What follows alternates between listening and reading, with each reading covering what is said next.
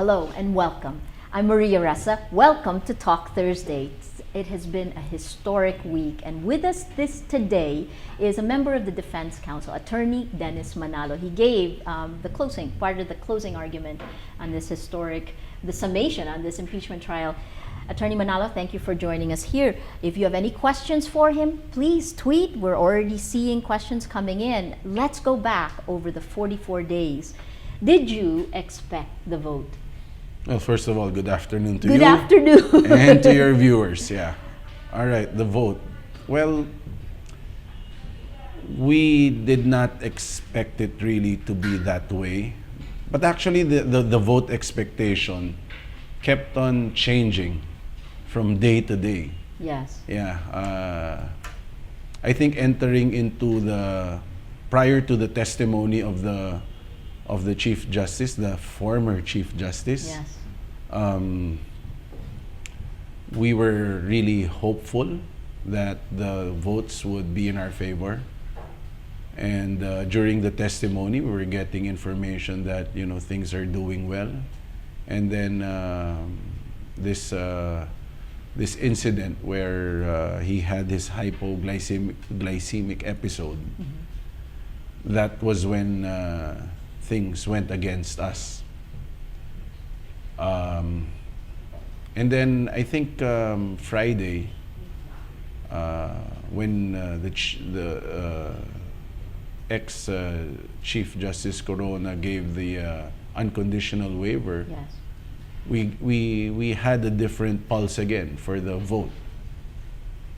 But came turning towards the closing, the day for closing. Yes. But prior to closing, we don't know why the pulse started to change. That was even prior to closing. Okay. We were getting feedback that our numbers were dwindling and dwindling fast. Analysts have said, though, that in many ways the defense provided the prosecution the evidence it needed to convict him by calling both the ombudsman and Corona himself to testify. Whose decision was it to ask the ombudsman to testify? Well, I think in the first place, the perception that the move was a mistake, I think is not exactly accurate. The move was, that decision was made by the chief himself. I see. Yeah, that was a call that he made. He wanted us to call the ombudsman and reveal what her basis is for saying that he has $12 million, $10 million in the letter. Did you know before she testified that she had the documents? We knew that she had something. Yeah. And actually, if it was an AMLAC report, we wanted to know, because the point there is that if she has an AMLAC report that is not supported by a court order, then there is clearly a violation of the law. And that violation of the law has penal consequences to it. And what actually surprised us was how brazen the disclosure was. Like, we don't really care even if there was no court order. We don't care whether there was an illegal search done here. Here's the report. That was what is surprising to me as a lawyer. So you still stand that what she did was not legal in terms of introducing it as evidence? What she did definitely does not pass the test for admissibility of evidence. It would be hearsay. In a criminal court? Yes. Now, if there is really no court order to support that the release of that report, then the accounts of the Chief Justice was examined without a court order. Now that is the one that has a violation of law. But is that a mistake in looking at it as criminal court procedures when the impeachment court has much wider latitude? It isn't a criminal court procedure. Well, even if it's not a criminal court, it still has to comply with the laws of disclosure of information of that sort. How much of what the Chief Justice, what Corona, the former Chief Justice, how much of what he had did you know? I mean, how much did he let his lawyers, how much did he tell his lawyers? From the very start, he already informed us about his dollar savings. He told us about it. What we were not aware of is the exact figure. Okay. We didn't know how much, how many accounts, but he told us that there were dollar accounts, and he told us clearly that these were not reported in the SAL-N. And his reason for not reporting And it his in the reason SAL-N. for not reporting it. Did you, as a lawyer, feel that his reason for not reporting it was valid? Yes. So that you also believe the FCDA? Let me just be clear about this. I abide by the decision of the Senate Impeachment Court. Yes. It went through the process. I respect that decision. But of course, like any decision, it's open to criticism. Right. And I'd be the first one to say that the application of the Foreign Currency Deposits Act vis-a-vis the law on public officers was erroneous. But I've just, as a layman, and as some of the senators have pointed out, if the court had accepted this decision, it would have set a standard that essentially officials could hide their assets or could turn their assets into dollars and not have to declare it in the SAL-N. Doesn't that avoid the spirit of the law? Yeah, but you have to understand that we have to, before we actually say that the spirit of the law is actually full disclosure, including dollars, you have to look at the letter of the law. Does the letter express the spirit that they're trying to say, or is it absolutely outside the scope of the wordings? Remember, the Foreign Currency Deposit Act used the word absolute. Yes. And I don't know how to understand that word absolute in any other way except that there is no way that an examination of a dollar account can be had without the voluntary waiver of the depositor. Yes. Of course, they were saying that that the law was a restriction upon the bank to disclose and not Correct. a restriction upon the depositor. On the depositor. But Yes. it doesn't make sense to me. If you're going to say that you can compel the depositor to disclose his accounts, then what's the point of restricting the bank? I wouldn't ask the bank anymore. I'd just ask the depositor. Yes. It doesn't make sense. That's exactly why the depositor placed his account in the bank, because he wants to keep it secret. And just because you want to keep it secret, does it mean that you are already committing a crime? Just because you have money Yes. in the bank, does it mean that a public official is corrupt? It doesn't follow. But if you go to, and not to belabor the Yeah. point, but if you actually go to the scope of the SAL-N, it's supposed to you're supposed to declare your assets, and now, after the decision, That is really the contentious portion of the constitutional requirement. Yes. Because the constitutional requirement says that all public officials must report their assets. But there's a key phrase: in the manner provided by law. And the law, part of the law is the Foreign Currency Deposit Act. They're saying that the law is the law on public officials, public officers. yes. But that's not just the law. What about the When you arguments? talk about the law, you talk about the entire gamut of laws in the Philippines. And somehow you need to blend all these laws together to come up with a harmonious interpretation of all these conflicting provisions. And the only harmonious interpretation that I could think of at that point in time is that while the law requires a public officer to report all his assets, Correct. there is this one exception in the law. Isn't that more of a loophole rather than the normal interpretation? We could see it from the arguments, the closing If actually statements there of the is a loophole, what actually Dean de Los Angeles called it a lacuna in the law. a lacuna in the law. Yeah. Yes. Then the remedy here is to amend. And there's another remedy. The remedy here is to instruct the public official to report your dollar. It's true. That's another, yeah. Given the decision now, though, does this change your perspective? Of course, that is the decision of the Senate Impeachment Court. Whether the decision of the Senate Impeachment Court is part of jurisprudence, I think there's really no clear-cut ruling on that yet. As far as our laws are concerned, it's only the final decisions of the Supreme Court that forms part of the law of the land. You also, though, said that you didn't think that you had an option to bring the decision to the Supreme Court. Is that correct? I think that is quite clear, that the whatever the decision of the Senate Impeachment Court would be, it is not appealable. Could you give us an idea of what happened inside the defense team afterwards? Because today, this morning, it was just announced that you would not go to the Supreme Court, but there was a divided position. Can you give us an idea what that was like? Well, just to put it this way, the Constitution says that the Supreme Court has jurisdiction to determine whether there has been grave abuse of discretion on the part of any of the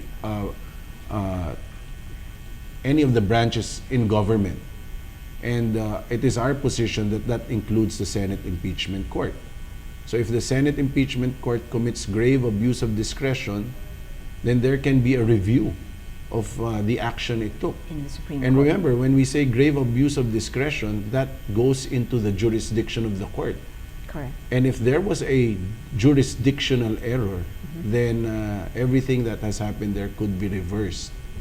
That is what the constitutional provision, and there is actually a Supreme Court decision that actually that inclines towards that interpretation, and that's the case of Francisco versus House of Representatives. But of course, after going through this process, the defense team put all the pros and cons and presented it to the Chief Justice. There was a discussion among the team members. And from my understanding is that there would be no appeal. Yes. The chief would not appeal this. And his message to us then was that the decision rendered last Tuesday will actually be a matter for history to decide whether it is wrong or right. You know, sometimes because of the euphoria, people think that that what most of us are doing is right. But as time goes by, they realize the error. Probably not as much people are as sympathetic as they were when the so-called EDSA 2 happened. Interesting. And look how people judge it now. Yes. A lot of people, even our late President Cory Aquino, apologized to former President Joseph Estrada Yes. for her participation in EDSA 2. So, Attorney Manalo, So- you come out of this process believing even stronger, correct me if I'm wrong, believing even more in the case that you put forward at the impeachment, Of in the course. innocence of Yes. Renato Coron. Really, I truly believe that the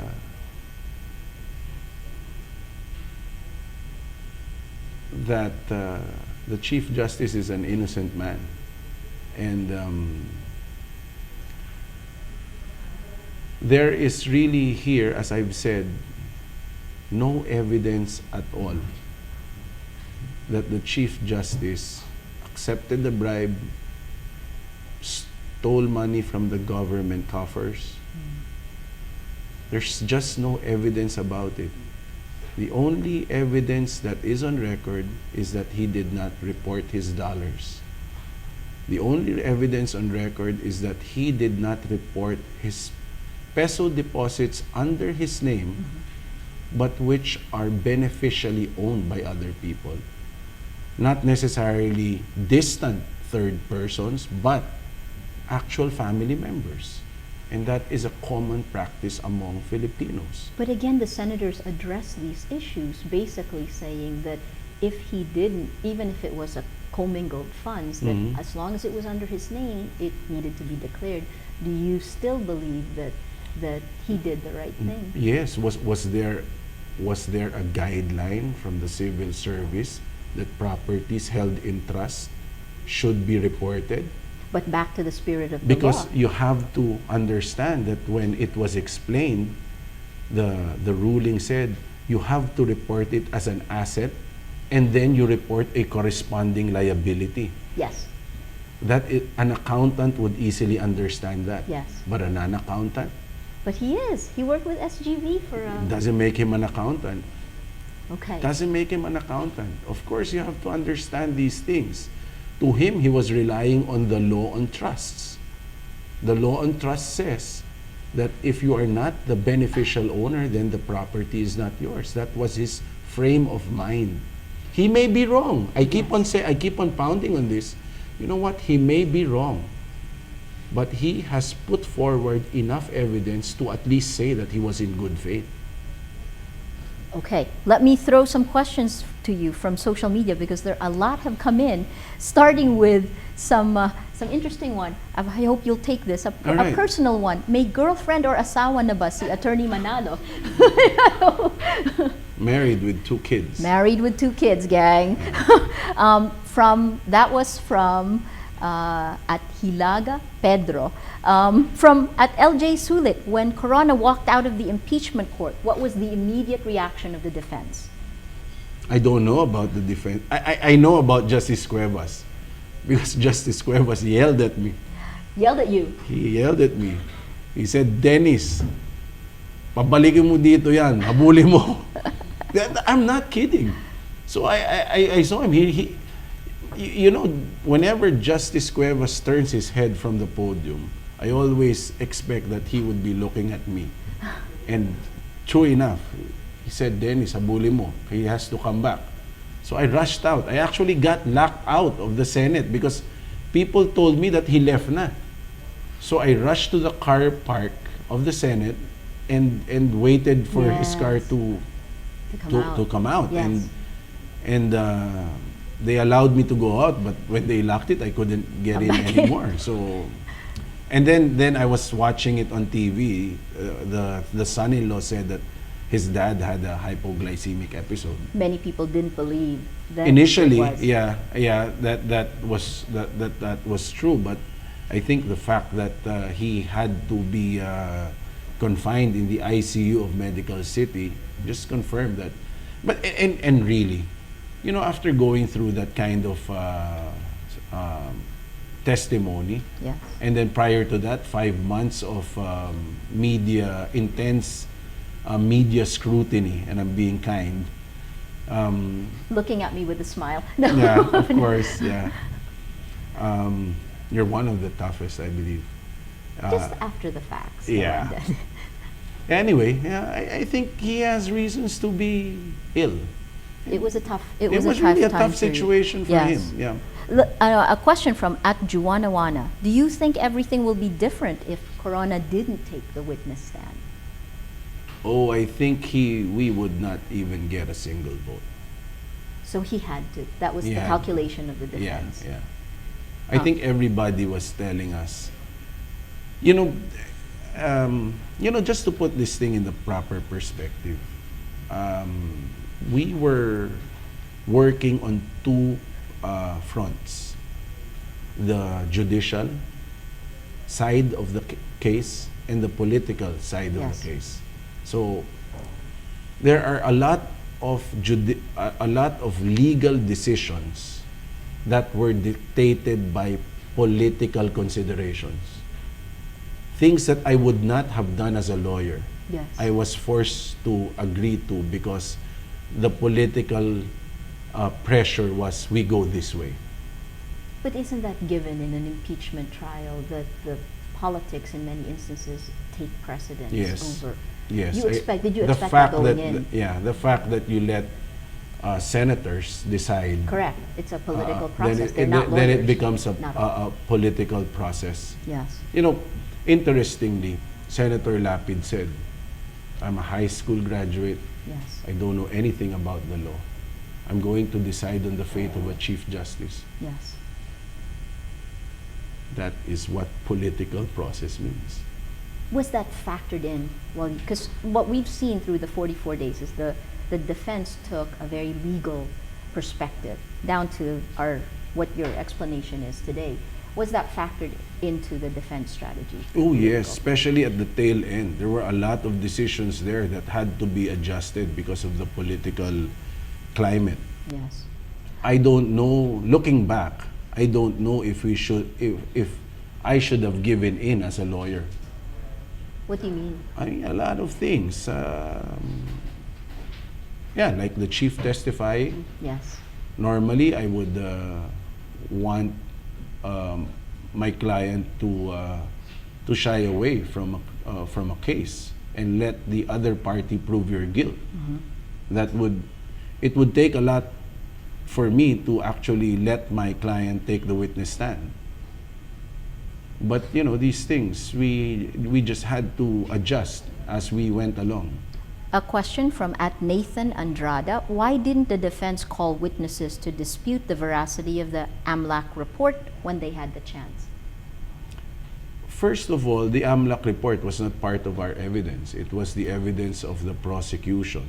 But introduced as part of the defense Yes. under the testimony of the ombudsman. Yeah, but there is a lot of misunderstanding insofar as the presentation of a hostile witness is concerned. When you present a hostile witness and the court declares the witness to be hostile, the witness no longer becomes the witness of the party calling.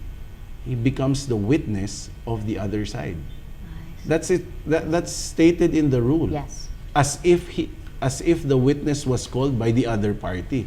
That's Yes. important. That's why, if you remember the process, we had to establish first the hostility. Yes. And after that, you move that the witness be declared hostile. True. And after the declaration, that means hindi na namin witness yun. Yes. Witness na ng other side yun. And that was not really appreciated. They kept on saying, kayo ang tumawag. Eh. Yes. You were the one who presented, and so you're bound by it. That's not exactly true. We're not bound by the testimony of a hostile witness. But it was introduced as evidence based on your Yes, initiative. but it was introduced because of the presentation of the ombudsman. Yes. But here's my take there. Even if the evidence was presented by the ombudsman, it doesn't mean that it should be admitted. I mean, not every document that you bring in court, let's say you bring this piece of paper with you in court and say that, you know, I want to present this. The court would not just say, all right, give it to me, I'll accept it. Yes. The court would say, first of all, you authenticate it. It means you prove first that you wrote that document, that you confirm that everything there was from your, Yes.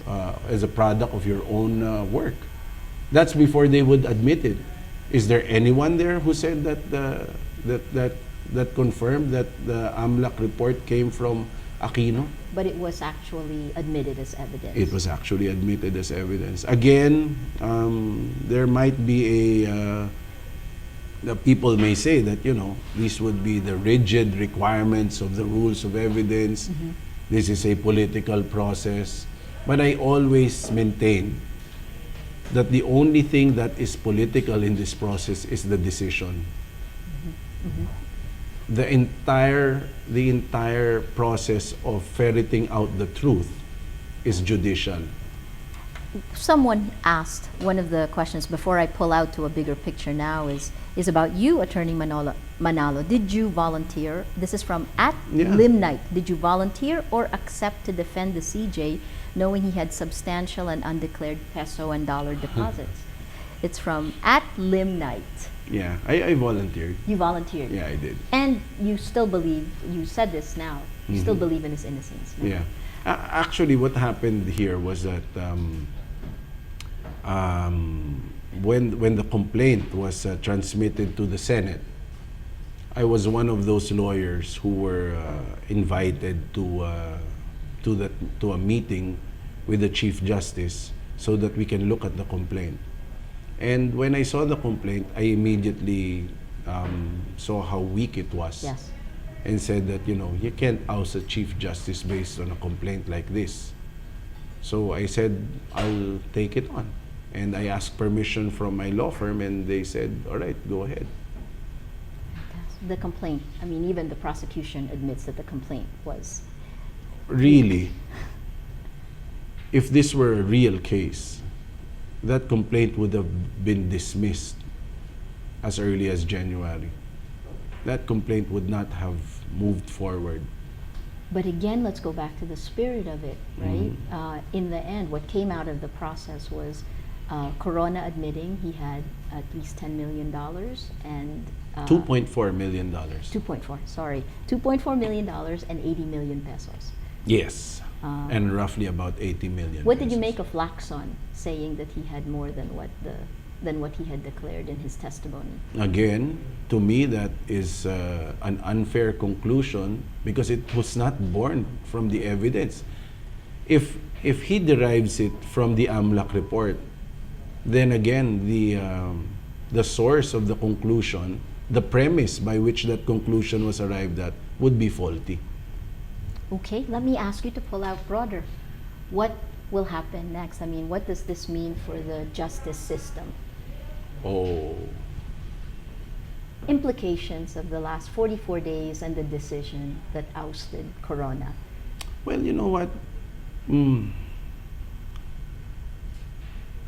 Let's wait and see. It's hard to tell.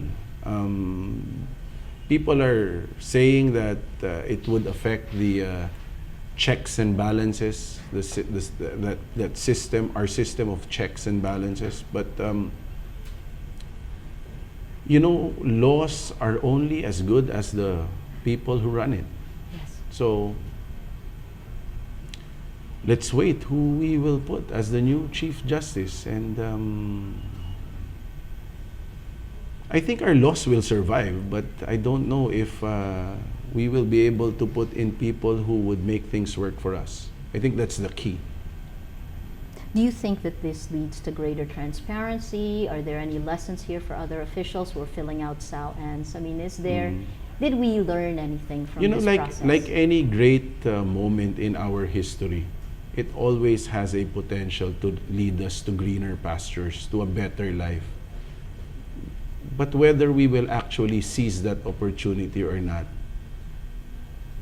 it's quite discomforting that there are times that, we let it pass. The only successful change that is so apparent for me from the time of the 1986 revolution up to now is the freedom of the press. That to me has really grown leaps and bounds. I remember before when people would really be afraid to talk freely on media. Yes. Back in 86, prior to 86. Yes. But now, it's free for all, and Yes. and in fact, I sometimes I think that there has to be some sort of regulation. Yeah, but as a whole, I think it's really good for our society. But on the other aspects, graft and corruption,